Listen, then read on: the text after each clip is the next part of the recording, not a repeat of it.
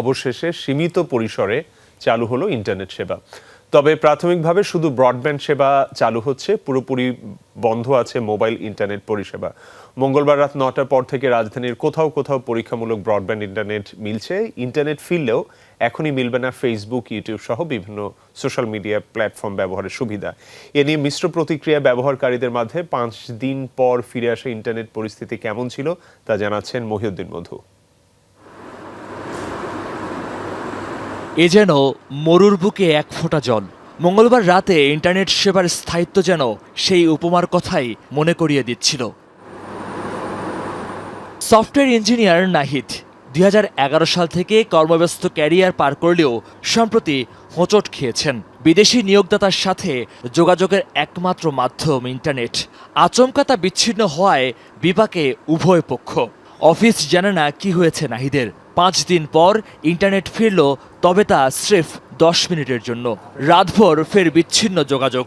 বহুদিনের জমানো কাজগুলোর কিছুই সমাধা হয়নি। একটু টেনশনেও ছিলাম, কারণ এসব কোম্পানি খুব দ্রুত লোক হায়ার করে ফেলে। যেসব টাস্ক দেওয়া হয় ওগুলোতে আমি ওপেন করেছি, 10 মিনিটের মধ্যে আসলে এগুলো লোড হতে পারে নাই, কারণ ইন্টারনেটটা একটু স্লো ছিল। দীর্ঘ অপেক্ষার অবসান হওয়ায় মধ্যরাতে ব্যস্ত সময় পার করছে এই আইটি ফার্ম। কিছুটা স্বস্তি ফিরেছে ফ্রিল্যান্সারদের মাঝে, তবে প্রয়োজন মতো স্পিড মিলছে না। কখনো বা বিচ্ছিন্ন হয়ে যাচ্ছে সংযোগ।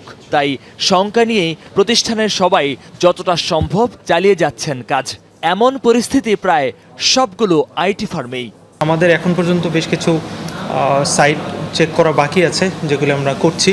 হয়তো আমরা ওগুলি চেক করলে বুঝতে পারবো যে আমরা কীরকম প্রপার স্পিডটা পাচ্ছি না। ইন্টারনেট আসলে স্টেবল না, আসছে যাচ্ছে, অনেকগুলো সার্ভিসই পাচ্ছি না।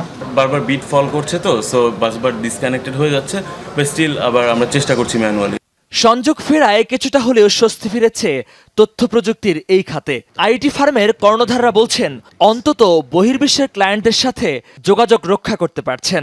তবে দ্রুত স্বাভাবিক ইন্টারনেট সেবা চালুর তাগিদ তাদের।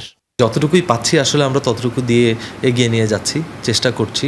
আশা করছি যে এটা যদি যত দ্রুত সম্ভব এটা যদি স্টেবল হয়ে যায়, আমাদের সার্ভিসেসগুলো যদি আমরা ঠিকভাবে করতে পারি, তাহলে কিন্তু হয়তো আমাদের লস কাটিয়ে ওঠা সম্ভব হবে।